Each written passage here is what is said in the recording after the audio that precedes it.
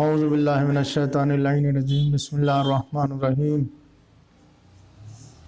نحمدہ و نصلی علی رسولہ الکریم وآلہ الطیبین الطاہرین المعصومین اما بعد فقد قال اللہ الحکیم فی قرآن الکریم لقد کان فی قصصہم عبرۃ لأولی الالباب۔ محترم حضرات، جیسا کہ آپ کے علم میں ہے کہ تاریخ اسلام کے سلسلے میں گفتگو ہو رہی ہے، اور ہماری کوشش یہ ہے کہ ہفتے کے دوران اگر کوئی خاص تاریخ آ جائے تو اگر اس تاریخ کی مناسبت سے بیان ہو جائے تو وہ بھی میری نظر میں صحیح رہے گا۔ چونکہ پرسوں پہلی رجب کو امام محمد باقر علیہ السلام کی تاریخ ولادت ہے، تو سوچ رہا ہوں کہ اگر امام کا ہی ذکر ہو جائے تو زیادہ مناسب و بہتر رہے گا، اس لیے کہ اب رجب کا مہینہ ہے تو مناسبتیں آتی رہیں گی، لہذا اگر وہ گفتگو رہے تو بہتر سلسلہ رہے گا۔ ایک صلوات بھیجو بر محمد۔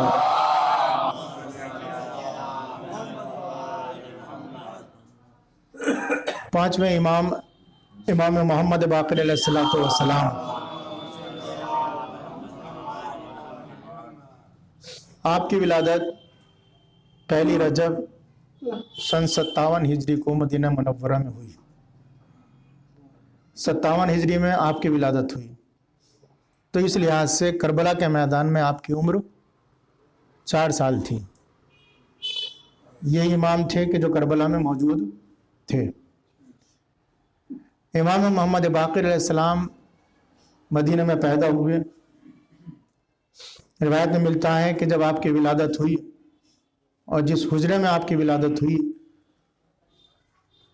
تو جس وقت آپ کی ولادت ہوئی ہے تو وہ حجرہ نور سے بھر گیا،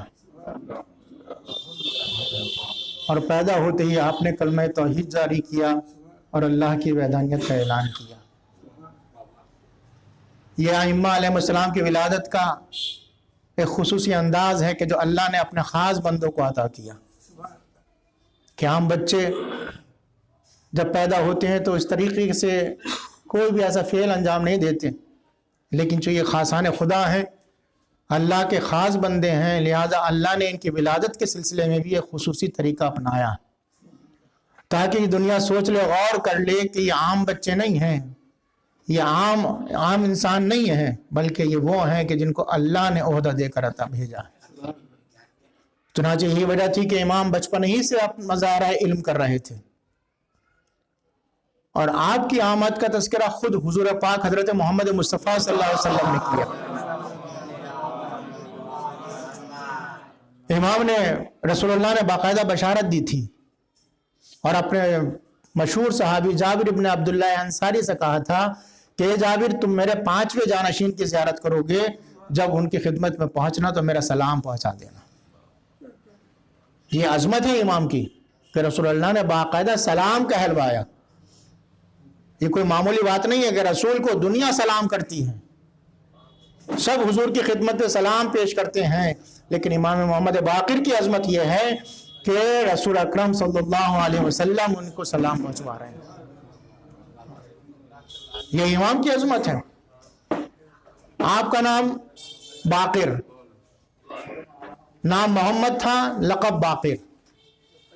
باقر کے معنی ہے سینہ چاک کرنے والا۔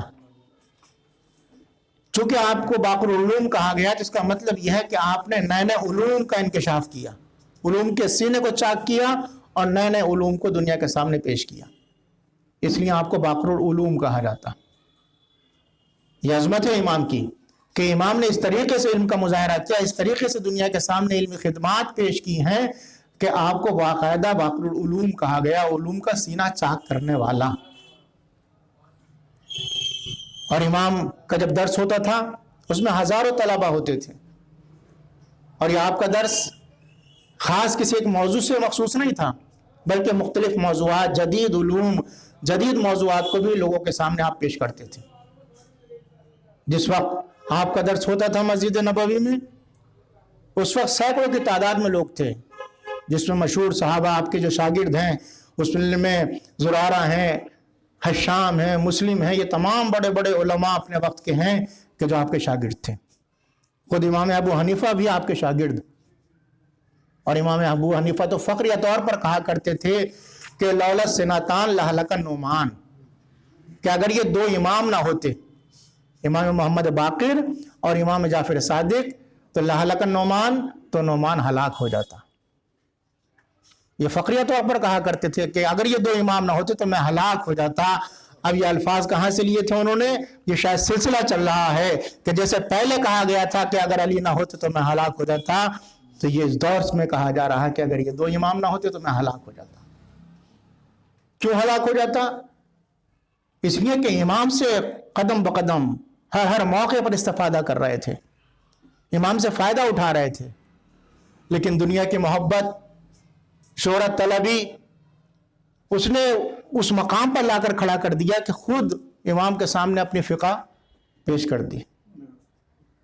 इसे कहते हैं शोहरत परस्ती, मादा परस्ती, दुनिया परस्ती, कि उस्ताद के मुकाबले में अपनी फ़िक़ा जारी की, जबकि रसूल अकरम सल्लल्लाहु अलैहि वसल्लम से जो सिलसिला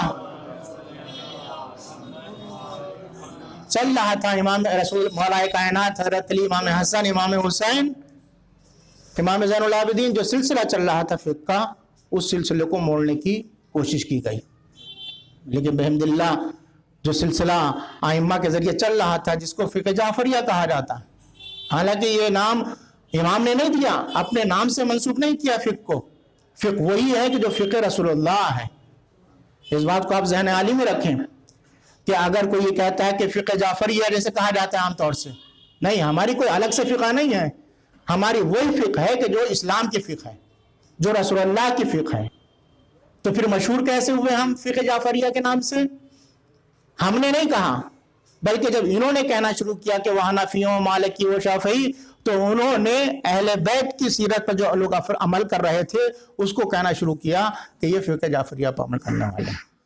लेकिन इमाम जाफ़र सादिक की अलग से कोई फ़िक़्ह नहीं थी, कोई उसूल नहीं थे, वही उसूल थे कि जो इस्लाम के उसूल थे, वही फ़िक़्ह थी कि जो रसूलुल्लाह से चल रही थी। लिहाजा इन्होंने मशहूर किया, हमने इसको शुरू नहीं किया है। तो इमाम मोहम्मद बाक़िर अलैहिस्सलाम के इल्मी अज़मत ये थी कि कम सिनी में भी बड़े बड़े उलमा जो थे आपसे मुकाबला नहीं कर पाते थे।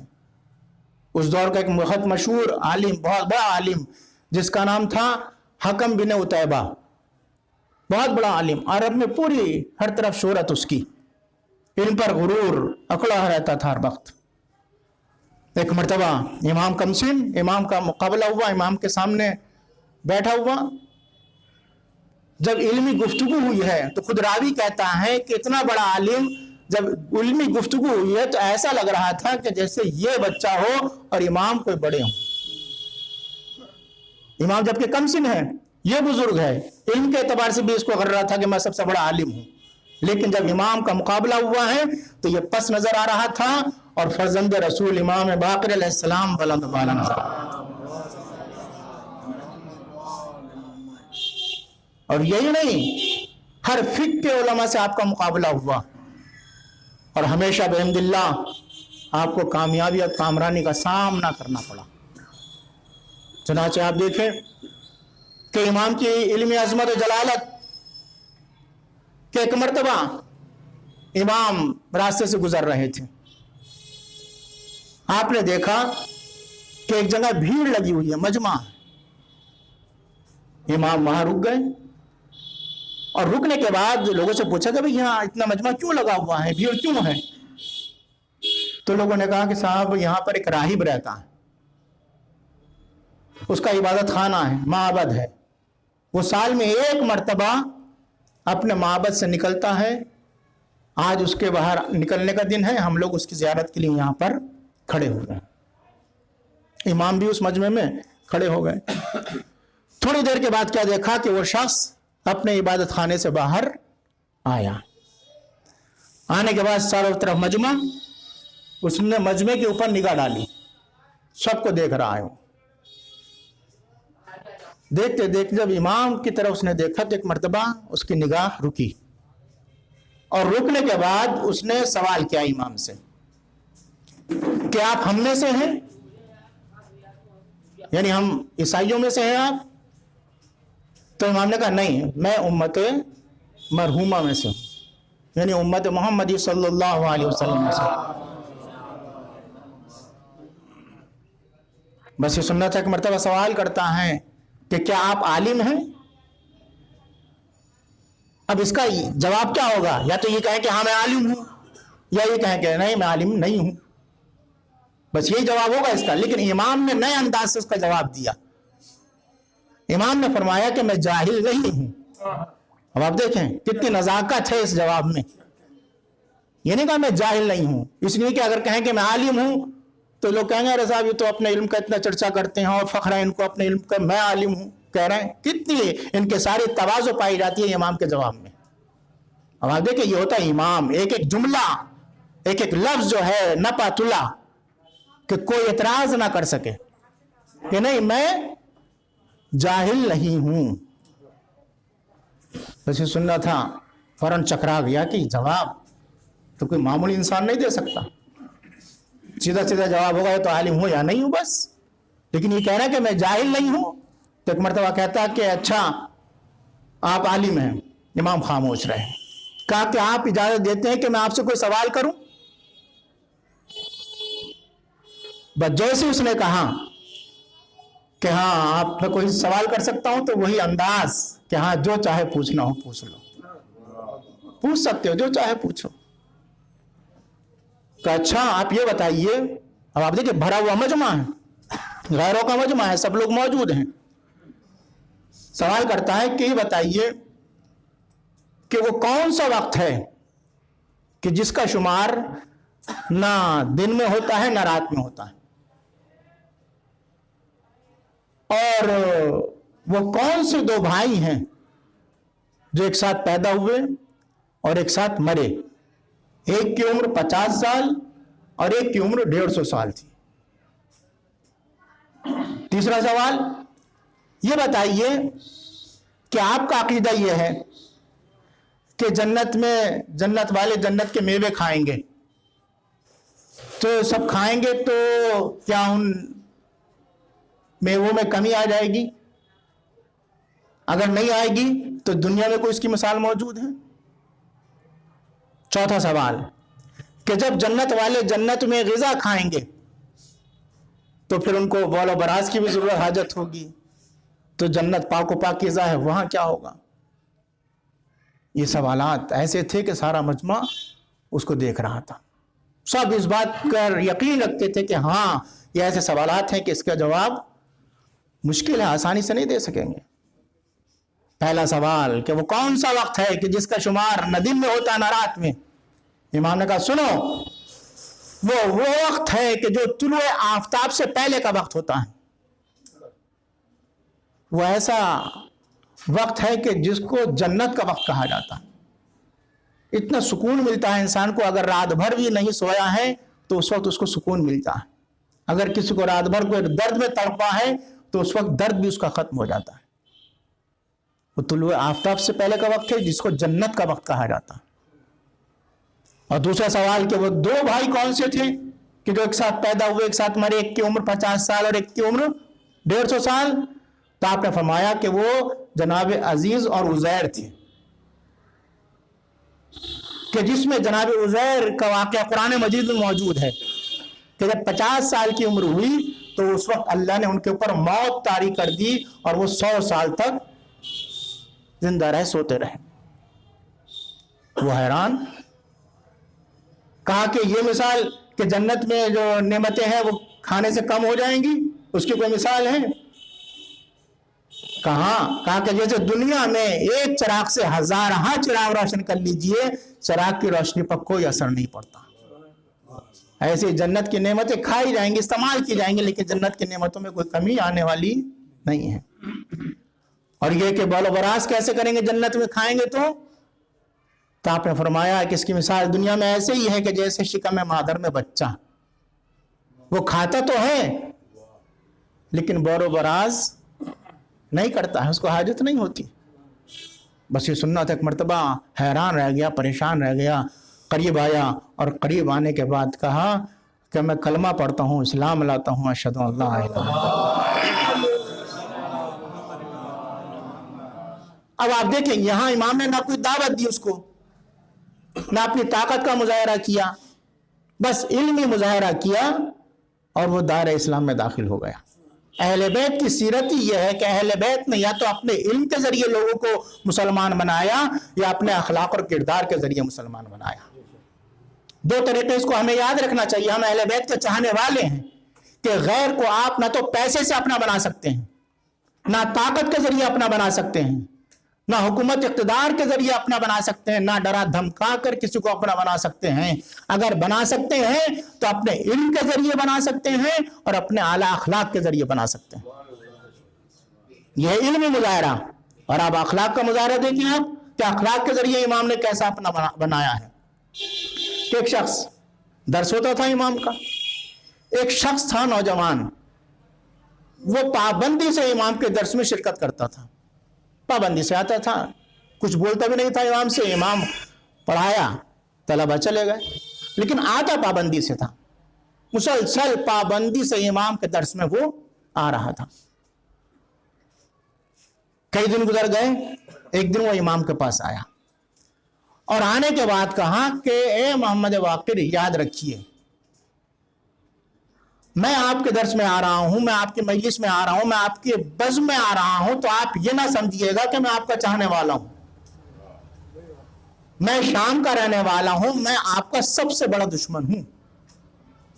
یہ آپ دیکھیں اس کی ہمت جرت, نوجوان تھا, اس نے کہا کہ میں آپ کا دشمن ہوں, کٹر, شام کا رہنے والا ہوں, میں آپ سے محبت نہیں رکھتا ہوں. امام نے نہ تو ناراضگی کا اظہار کیا, ٹھیک ہے بھائی ہوگا دشمن, لیکن خود پلٹ کر کہتا ہے کہ میں دشمن ضرور ہوں, لیکن پھر میں آتا کیوں ہوں آپ کے پاس, آپ کے درس میں, آپ کے بزم میں؟ میں اس لیے آتا ہوں کہ مجھے آپ کی گفتگو بہت اچھی لگتی ہے, آپ کا کلام بہت اچھا لگتا ہے, آپ جو فصیح و بلیغ گفتگو کرتے ہیں وہ بہت اچھی لگتی ہے, اس لیے وہ میں سننے کے لیے آتا ہوں. اب یہ جواب سن کر امام نے کوئی رد عمل اس کا نہیں ظاہر کیا, نہ خوشی کا اظہار, نہ ناراضگی کا اظہار. دشمن ہے تب ناراضگی نہیں, کلام اچھا لگ رہا تب کوئی خوشی کا اظہار نہیں. وہ چلا گیا. جانے کے بعد اس نے غور کیا, نوجوان تھا, غور کیا کہ آخر یہ شخص کہ جس سے میں نے اظہار کیا اس بات کا کہ میں دشمن ہوں, لیکن انہوں نے کوئی بھی مجھ سے اس بات کا کہ مخالفت یا شکوہ نہیں کیا کہ تم میرے کیوں دشمن ہو. وہ آتا رہا, پھر بھی آتا رہا, امام نے کچھ اس سے نہیں کہا. ایک دن وہ نہیں آیا. جب نہیں آیا تب امام نے لوگوں سے پوچھا کہ وہ ایک شخص آتا تھا, ایک لڑکا آتا تھا ہمارے یہاں درس میں, کلاس میں, وہ نہیں آ رہا, کیا بات ہے؟ لوگوں نے بتایا کہ اس کی طبیعت خراب ہے. بس یہ سننا تھا. امام اس کے گھر تشریف لے گئے اور لے جانے کے بعد اس کی عیادت کی. اب جب عیادت کی امام نے اس کی, تب وہ حیران ہو گیا, سوچنے پر مجبور ہو گیا کہ میں تو ان کا اتنا کٹر دشمن ہوں اور یہ میری عیادت کے لیے آئے ہیں. چنانچہ جب وہ صحیح ہو گیا تو وہ امام کے پاس آیا اور آنے کے بعد کہا کہ میں گواہی دیتا ہوں کہ آپ زمین پر اللہ کی حجت ہیں.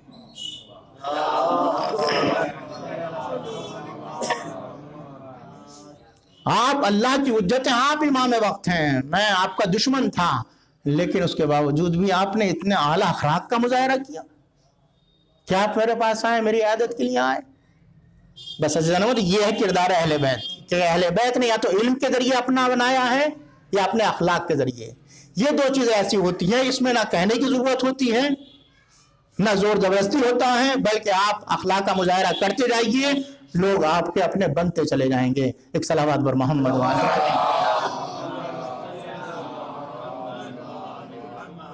یہ ہے امام کا اخلاق, یہ ہے امام کا کردار.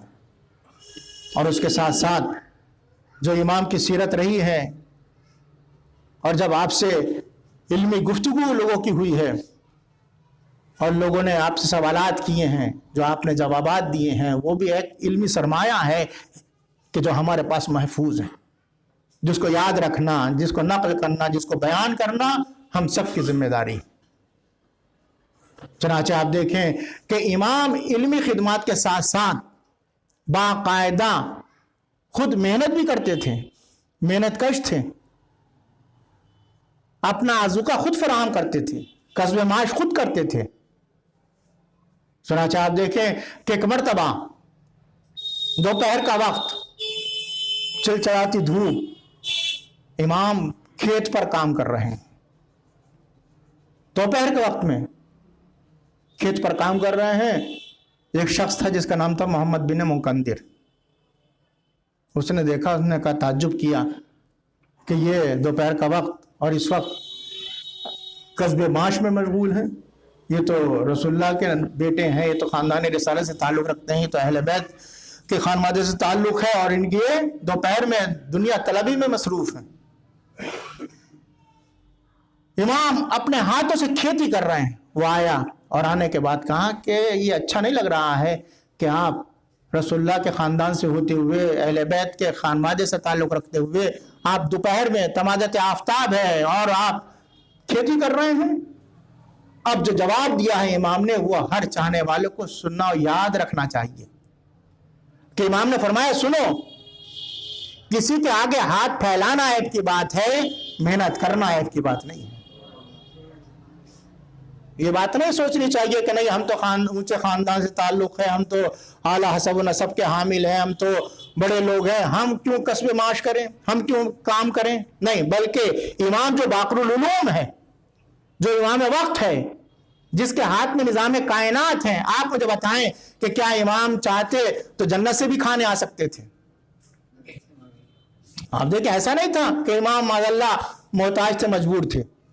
اگر چاہتے جنت سے کھانے آ جاتے، چاہنے والے کھانا فراہم کر لیتے، لیکن امام نے کہا نہیں، میرے بھی اہل و عیال ہیں، میرے بیوی بچے ہیں، ان کا کسب معاش کرنا میرے لیے ذمہ داری ہے۔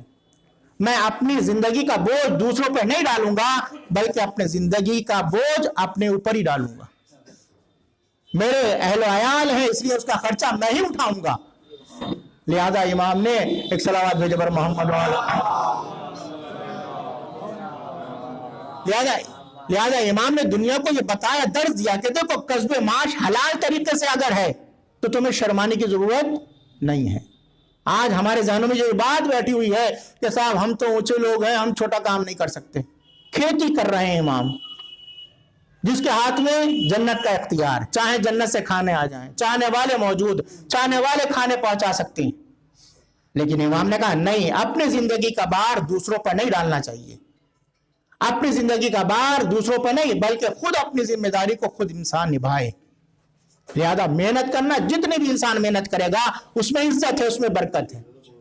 اگر کسب معاش حلال طریقے سے ہو رہا ہے تو یقین جانیے آپ، دنیا چاہے اس کو کتنا بھی حقیر سمجھے، لیکن اللہ کا رسول اور خود اللہ کی نگاہ میں وہ انسان بہت ہی بلند و بالا۔ چنانچہ اللہ کے رسول نے فرمایا کہ کل کاتو فی عیالہ، انسان وہ کہ جو اپنے عیال کے لیے کسب معاش کرتا ہے، کل مجاہد فی سبیل اللہ، وہ اس مجاہد کی مانند ہے کہ جو راہ خدا میں جہاد کرتا۔ یاد رکھیں آپ، اگر کوئی کسب معاش کر رہا ہے، محنت کر رہا ہے، تو اس میں کوئی عیب کی بات نہیں ہے، بلکہ اللہ کے رسول نے کہا کہ محنت کرنے والا، رزق حلال فراہم کرنے والا، کل مجاہد فی سبیل اللہ، وہ ایسے ہے کہ جیسے اللہ کے راہ میں جہاد کرنے والا انسان۔ عزیزان محترم نوجوانوں، یاد رکھیں کہ آپ کا امام پیغام دے رہا ہے کہ دیکھو، جہاں تم عالم ہو، پڑھے لکھے ہو، ٹھیک ہے، لیکن اگر تم کو کوئی حلال طریقے سے کسب معاش کرنا پڑ جائے تو کوئی شرمانے کی ضرورت نہیں ہے۔ کسی کے آگے ہاتھ پھیلانا عیب کی بات ہے، کسب معاش کرنا غلط بات نہیں ہے، کیوں؟ اس لیے کہ محنت ہے۔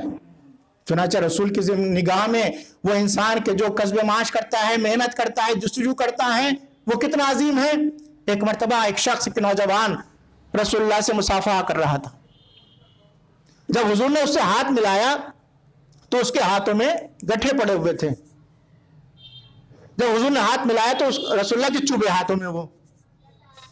تو حضور نے اس سے پوچھا کہ تمہارے ہاتھوں میں یہ گٹھے کیسے پڑے ہوئے ہیں؟ تو اس نے کہا یا رسول اللہ میں ایک مزدور ہوں، میں ان ہاتھوں سے مزدوری کرتا ہوں، محنت کرتا ہوں، اس وجہ سے میرے ہاتھوں میں یہ گٹھے پڑ گئے. بس یہ سننا تھا ایک مرتبہ، اب آپ سنیں، یہ سننا تھا ایک مرتبہ حضور نے اس کے ہاتھوں کو لیا اور چوما بوسا لیا، تاکہ یہ وہ ہاتھ ہیں کہ جس سے تم اللہ کے راہ میں جہاد کر رہے ہیں.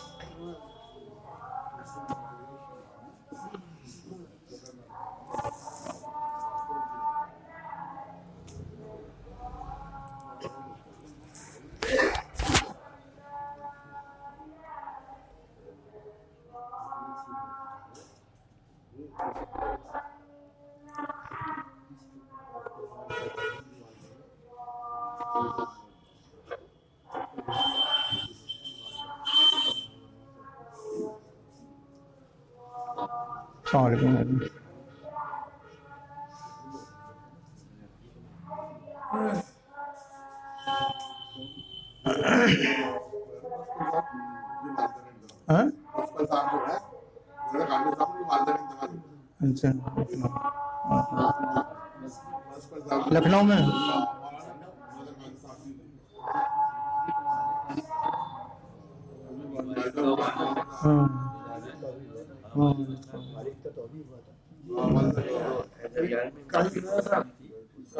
صلوات بھیجو پر محمد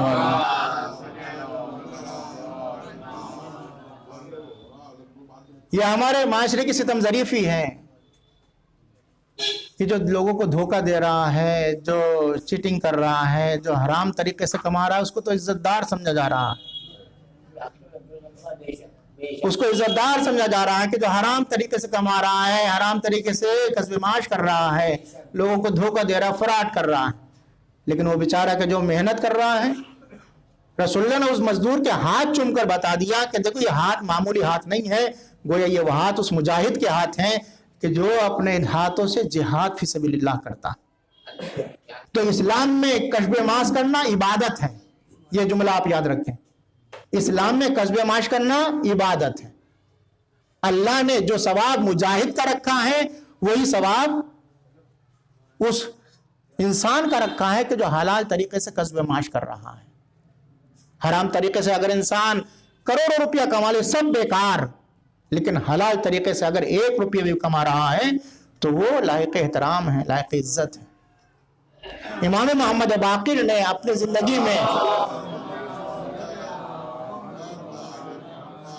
امام ایک طرف علمی مظاہرہ کر رہے ہیں، ایک طرف لوگوں کو علم دے رہے ہیں، معاشرے میں علم کا چرچا ہے، اعلان کر رہے ہیں، مظاہرہ کر رہے ہیں، اور دوسری طرف خود کسب معاش کھیت پر جا کر کام کر رہے ہیں.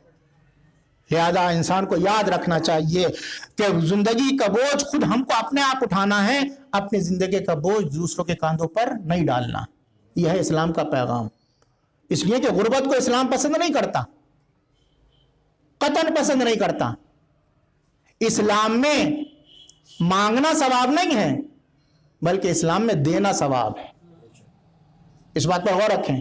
مانگنا ثواب نہیں، کوئی روایت، کوئی حدیث، کوئی آیت نہیں ہے کہ جس میں یہ کہا گیا ہو کہ مانگو ثواب ہے. مانگنا ثواب نہیں ہے، بلکہ عطا کرنا ثواب ہے. جہاں جہاں بھی آپ دیکھیں گے ثواب ہے، صدقہ دو، خمس دو، زکوٰۃ دو، یہ تمام چیزیں. اور یہ بار بار قرآن مجید میں اقیم الصلاۃ، نماز کے ساتھ ساتھ واتو زکوٰۃ آیا. اقیم الصلاۃ واتو زکوٰۃ، اقیم الصلاۃ واتو زکوٰۃ. کیوں بھائی اتنی تکرار کیوں ہے؟ بار بار کہنا خداوند عالم کا واتو زکوٰۃ، زکوٰۃ دو، زکوٰۃ دو، زکوٰۃ دو. اس کا مطلب یہ ہے کہ اللہ چاہتا ہے کہ تم سب کے مالی حالات اچھے ہونے چاہیے تاکہ تم دوسرے کو مدد کرتے رہو. اس لیے حکم دیا گیا ہے کہ عطا کرنا ثواب ہے، سوال کرنا یہ ثواب کی بات نہیں ہے. لہذا اقتصادی حالات صحیح ہونے چاہیے، اپنی زندگی کو دوسروں کو منحصر نہیں کرنا چاہیے. چنانچہ امام محمد باقر علیہ السلام نے دنیا کو یہ پیغام دیا کہ دیکھو اپنے انسان جو ہے خود کو محنت کرنی ہے اور اپنی زندگی کا بوجھ خود اٹھانا. یہ پیغام امام کا ہے کہ جس کو سب تک پہنچا دینا چاہیے. اس لیے کہ آپ امام کے بیانات دیکھیں اور امام کے جو ارشادات ہیں اس پر ہمیں توجہ کرنا بہت ضروری ہے کہ امام نے ہم کو کیا پیغام دیا ہے۔ اس لیے کہ تعلیمات صرف کتابوں میں جمع ہیں، لوگوں تک نہیں پہنچ پاتی ہیں۔ جب تک ہم لوگوں کے سامنے نہیں پیش کریں گے اس وقت آپ صحیح معنی میں اہل بیت کا تعارف نہیں کرا سکتے کہ اہل بیت نے دنیا کو کیا پیغام دیا ہے، کیا میسج دیا ہے۔ امام کے کچھ بیانات ہیں کہ جو اپنے چاہنے والوں سے امام نے خطاب کرتے ہوئے بیان فرمائے، ان کو سننا اور اس کو نشر کرنا بہت ضروری ہے۔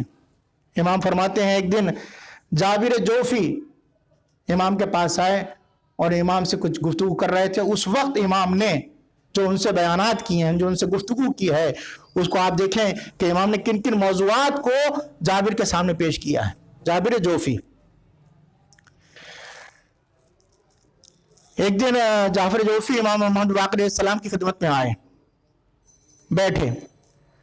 اب امام نے فرمایا، اے جابر، میں دنیا سے بالکل بے فکر ہوں، کیونکہ جس کے دل میں دین خالص ہو وہ دنیا کو کچھ نہیں سمجھتا۔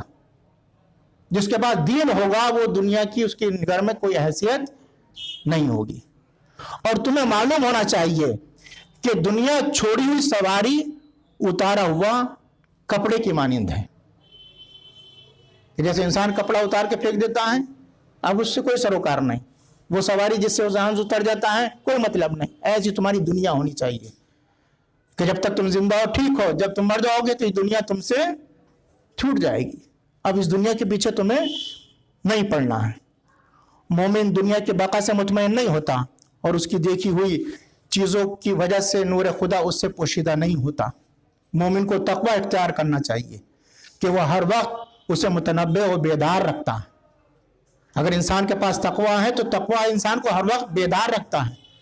سنو، دنیا ایک سرائے فانی ہے، نزلت بہی و ارتحلت منہ، اس میں آنا جانا لگا رہتا ہے، آج آئے اور کل چلے گئے۔ دنیا ایک خواب ہے جو کمال کی مانند دکھائی جاتی ہے، اور جب جاگ اٹھے تو کچھ نظر نہیں آتا۔ آپ نے فرمایا تکبر بہت بری چیز ہے، جس قدر انسان میں پیدا ہوگا اس قدر اس کی عقل گھٹے گی۔ کمینے شخص کا حربہ گالیاں بکنا ہوتا ہے۔ ایک عالم کی موت کو ابلیس 90 عابدوں کے مرنے سے بہتر سمجھتا ہے۔ 1000 عابد سے وہ ایک عالم بہتر ہے کہ جو اپنے علم سے لوگوں کو فائدہ پہنچائے۔ میرے ماننے والے وہ ہیں جو اللہ کی اطاعت کریں۔ امام اعلان کر رہے ہیں کہ میرے چاہنے والے کون ہیں؟ کہ جو اللہ کی اطاعت کریں۔ آنسوؤں کی بڑی قیمت ہے، رونے والا شخص بخشا جاتا ہے۔ جو انسان اپنے گناہوں کو یاد کر کے روتا ہے، اللہ اس کی گناہوں کو معاف کر دیتا ہے اور وہ ذلیل نہیں ہوتا۔ سستی اور زیادہ تیزی برائیوں کی کنجی ہے۔ خدا کے نزدیک بہترین عبادت پاک دامنی ہے۔ انسان کو چاہیے کہ وہ اپنے پیٹ اور اپنی شرمگاہوں کو محفوظ رکھیں۔ دعا سے قضا بھی ٹل جاتی ہے۔ نیکی بہترین خیرات ہیں۔ بدترین عیب یہ ہے کہ انسان کو اپنی آنکھ کا شہتیر دکھائی نہ دے اور دوسروں کی آنکھ کا تنکا نظر آ جائے۔ یہ بہت اہم بات ہے کہ آج ہماری صورتحال یہی ہے کہ ہم کو اپنی آنکھ کا شہتیر نظر نہیں آ رہا ہے بلکہ دوسروں کا تنکا نظر آ رہا ہے۔ ہم یہ سمجھ رہے ہیں کہ ہم پاک و صاف ہیں، ہم میں کوئی عیب نہیں ہے، ہم نے کوئی خطا نہیں کی ہے، سارے عیب دوسرے میں ہیں۔ تو امام نے کہا نہیں، خبردار، بدترین ہے وہ انسان کہ جس کو اپنی آنکھ کا شہتیر دکھائی نہ دے بلکہ دوسروں کی آنکھ کا تنکا نظر آ جائے، یعنی اپنے بڑے گناہ کی پرواہ نہ ہو اور دوسروں کے چھوٹے عیبوں سے برے نظر آئیں، اور خود عمل نہ کرے، صرف دوسروں کو تعلیم دے۔ جو خوشحالی میں ساتھ دے اور تنگ دستی میں دور رہے وہ تمہارا بھائی اور دوست نہیں ہے۔ توجہ چاہ رہا ہوں، جو خوشحالی میں تو ساتھ رہے، دوست بنا ہوا ہے، جب اچھے حالات ہیں آپ کے تو 10 سب آپ کے دوست بنے ہوئے ہیں، اور جب تنگ دستی ہو جائے، غربت ہو جائے تو سب چھوڑ کر چلے جائیں تو وہ تمہارا دوست نہیں ہے۔ علامہ شمس الدین بیان کرتے ہیں کہ امام محمد باقر نے فرمایا کہ جب کوئی نعمت ملے تو کہو الحمدللہ، اور جب کوئی تکلیف پہنچے تو کہو لا حول ولا قوت الا باللہ، اور جب روزی تنگ ہو جائے इक्तिसादी हालात ख़राब हों तो कहो अस्तगफिरुल्लाह, दिल को दिल से राहत होती है।